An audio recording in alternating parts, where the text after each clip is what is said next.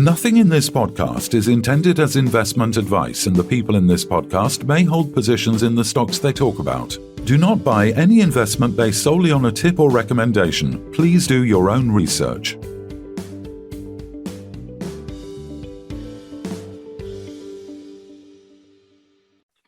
Hello and welcome to the Midweek Takeaway. Today we're in the company of Neil Hutchison, Chief Geologist of Mila Resources. How are you today, Neil? I'm well, thanks. How are you feeling, Gav? Yeah, spot on, thanks. I'm good. Just psyching up having to cook a 28-pound turkey. Wow. Get there. How many hours coming is to that? your place. Yeah, I think everybody can come. 28 pounds. It's the only one they had left in the shop. 28 pounds. How outrageous! I don't know how many hours. Maybe about 4 or 5 hours in convection, and we'll see. A long time anyway. One way or the other. Exactly. Good. So, Neil, the results from the initial 11-hole drill program have delivered high-grade gold and silver intersections. I think it's pretty safe for me to assume that you're pleased with these results, right? Oh, look, definitely. No, it's probably one of the better intersections I've sort of seen in my 30-year career. Normally you sort of see narrow, 2-3 meter wide intersections, which will have some high grades in them. But to have a 10-meter zone that averaged across the entire zone, just under 8.5 grams and nearly 14 grams of silver is pretty impressive. And the key in that is all of the grades are above 3.5 grams gold, and there's a number of plus 10 gram intersections in it. So it's not just a single meter that carries it, it's the entire section is carrying the grades. Excellent. That sounds really good. I mean, I saw that obviously the silver grades were pretty impressive too, right? Yeah, that's right. No, the silver grades, they're not just 1 or 2 grams. We're getting up to 33 grams as an individual assay within those zones. And we've seen the silver throughout the mineralization, throughout the Coffey deposit so far. But to see such a consistently mineralized zone, which has, not just gold and silver, but also zinc in it, it's a very visual zone, which is perfect for our guys in the field because we see the sulfides, we see the quartz veining, we're seeing the alteration, and it's mirroring the zones that are coming back with the gold grains. The only thing we don't know in the field is what the grade's going to be. And that's why it was a very pleasant surprise when these results came back. Perfect. So I guess you got obviously the Christmas break in the way now, and then drilling will commence in sometime in January? Yeah, that's correct. So we're looking at sort of mid-January to head up into the field. We've got a fair bit of work to do to get set up and organised, and hopefully get the drill rods spinning, in mid-January or so. And then, results, we've still got to cut the core and get it transported and off to labs. But, we're sort of hoping that sort of come end of February, certainly by early March, first results will be starting to stream through, and then we'll have a consistent flow of results after that. Yeah. And the one thing that struck me about the results so far is that they're quite shallow, around 100 meters is pretty shallow, isn't it, for this sort of quality and grade of gold? Yeah, that's right. So we've got the main deposit starts around about 45, 50 meters vertically. We still haven't chased it fully to surface, but it certainly, I don't think it's going to come all the way up. It is a blind deposit. But as we've drilled deeper, the grades are improving, and we're now down to about 150 meters vertical with this hole, and planning to drill down in the order of to 350 meters vertical, which in terms of West Australian gold mines is still a very shallow system. So a long way to go yet. Yeah. And do you feel like you're sort of well on the way in your journey, starting to prove up this figure of around 140,000 to 280,000 ounces as per the prospectus? Look, I definitely think so. These holes were initially sort of scoping out the edges of the system beyond what we had drilled, but where we projected it to. And that's confirmed all of that. And where our grade of our resource is 2 grams and 5 grams silver, the JORC exploration target was between 1.4 to 2.8 grams. So to turn around and get an 8.5 gram intersection right on the edge of that resource gives the whole thing an instant uplift. If we can continue now into what our JORC exploration target zone and continue those grades, very quickly we can meet, if not double our expectations just on grade alone, because of the amount of ounces that instantly adds to the model. So it's all very exciting going forward. How long will the whole program take then, the drilling program next year? Look, it's scheduled to run for probably about 4 months. Like all these things, if we start getting a lot of success, I'll start adding extra holes in, or trying to follow up on it. So we tend to sort of plan things out very carefully, but on the day you've got the right to modify in order to make sure we're meeting our expectations or improving them. But look, I think about a 4 months would be about a reasonable time frame for us to work this through. So June next year, you should have a good idea with all the assays back of what sort of figures you're talking about for a possible likely JORC. Yeah, that's right. And so we're not going to, at this stage, commit to rerunning the JORC resource until we see all those assay results. Like everything, if we're having success and the results are looking really good, we'll just keep going. There's no point doing a resource to only redo it down the track. So we'll make that conscious decision as to how much value it's adding to us and whether just drilling more holes is beneficial or whether we've got to come and infill or not. But the JORC resource also acts as a bit of a guide as to what do we do next from a planning perspective.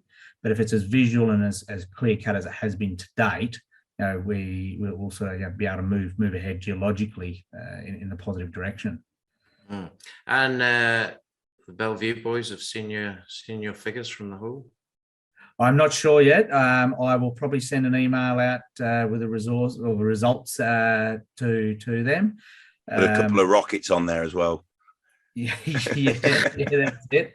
As you know, we only just released it, and Australian time versus English time, there is a difference there. So I've been waiting in order to make sure that we've got all the dust settled and cleared before we sort of start to spruik it too much to our neighbours.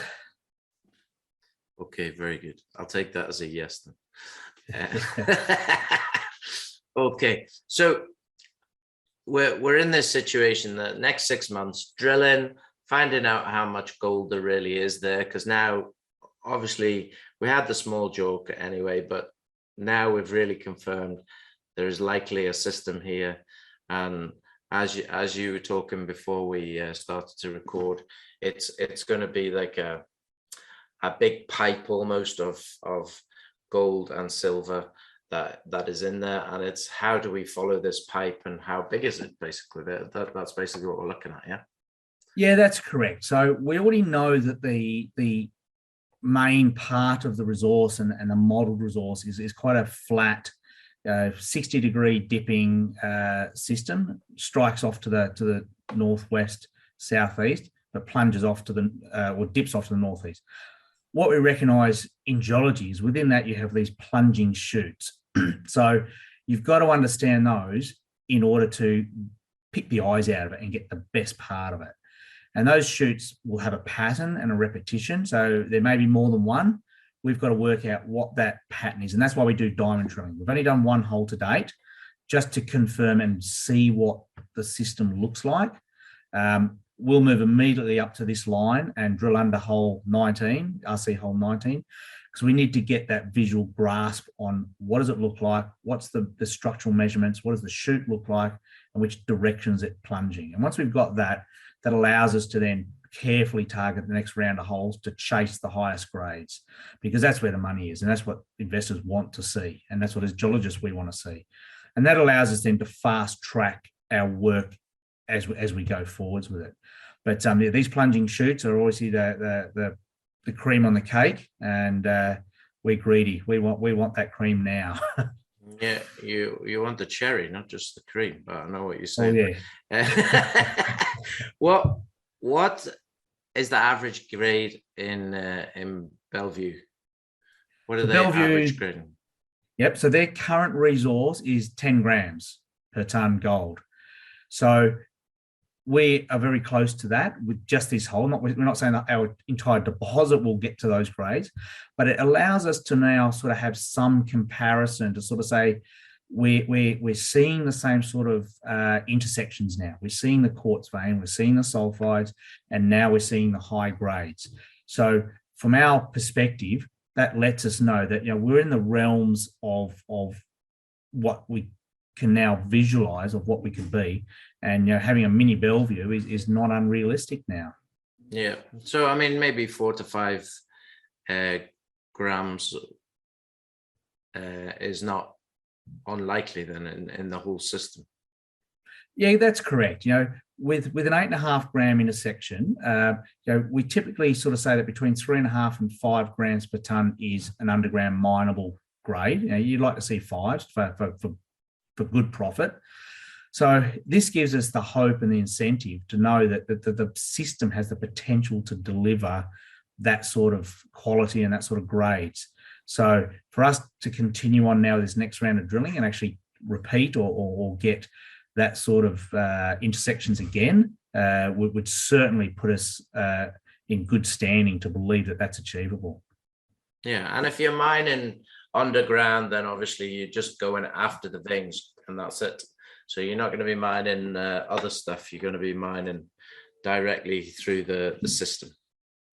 Yeah, that's exactly right. Now, the good thing is from the resource work we did, it really was a postage stamp to understand what does the mineralised system look like. We know from all the results so far that at a 0.5 gram cutoff, there's not a lot of low-grade waste in this. Everything's above 0.5 gram. So it's very clear cut. So to be able to then work a 1 gram deposit and within that have your 5 gram shoots, that's where you focus all your effort in a drilling and mining operation, because that's where the biggest money is and the biggest profits. Yeah, and as you said, it's pretty clear there is areas there with no gold, no silver, and then bang, there is high grade stuff. Yeah, so normally in most gold systems, you'll have a halo of lower grade material that leads you into the higher grade zones, then back out again. In this stuff, it's barren basalt with absolutely nothing in it. You hit the first signs of sulfide and quartz veining, and you're straight into grade. 1 gram material, and then you're out of it. So you're into barren rock again. So there's this very clear-cut horizon that defines the mineralization, and so we can see that visually in the field, and we can then modify or follow the program as we need to visually. We don't need to wait for the assays to come back. The assays really confirm what we've seen. The only thing we don't know in the field is what the grade is, and that's where this drill hole was a very pleasant surprise to see those grades come back and mimic what we saw, but be better than we expected grade-wise. Presumably, this is where the electromagnetic comes in as well, the downhole type. Yeah, that's right. So as we do diamond drilling, it's a bit more complex with an RC rig to set up for the downhole EM. But when we do the diamond drilling, we will put the casing down and then we can run the downhole electromagnets. And because we have all this sulfide, it lights up like a Christmas tree. And basically that will then steer us into the best sections of sulfide mineralization, which hopefully will sort of be in this plunging shoot direction that we're now starting to see. And what that does is allows us to cost effectively and time effectively target the best positions, rather than sort of drilling dud holes or lower grade holes initially and trying to find where the high grade zones are. So it's a very powerful tool, which we've used successfully throughout the gold fields. Bellevue's using it in the gold deposit, and we certainly have used it previously and will continue to use it. Brilliant. So you're ready for Christmas, Neil? You having some well-earned time off? This is my last job speaking to you guys. I will be grabbing a beer and sitting by the pool very soon. So and then chill out time at home, and then setting up for next year. I've got a bit of runaround work to do to get all the materials I need to take with me. But January 10 is the goal to start mobilising into the field so that we can get ourselves set up ready for the drill rig to arrive and start spinning those rods. Brilliant. So if it was Christmas 2022 today, what would you wish for Christmas? Oh, anything and everything. Hopefully just the share price to be up. We're fortunate here in Australia, as you're probably aware, and particularly Western Australia, we are living normal lives. We've had a busy year ahead, and we expect this current year to be just as busy. All I can ask for is, that we'll have a resource or a very successful growth in our resource. The share price is reflecting it, and we are the talk of the town. Neil Hutchison, wishing you a very Merry Christmas. And to you too, Phil and Kevin, and we look forward to updating you in the new year as we continue to work on this extremely exciting project. Thanks very much. Thank you, Neil, and Merry Christmas. Merry Christmas. This podcast was brought to you by Roast PR Limited. If you would like to appear on a future episode of The Sunday Roast, please email admin@thesundayroast.net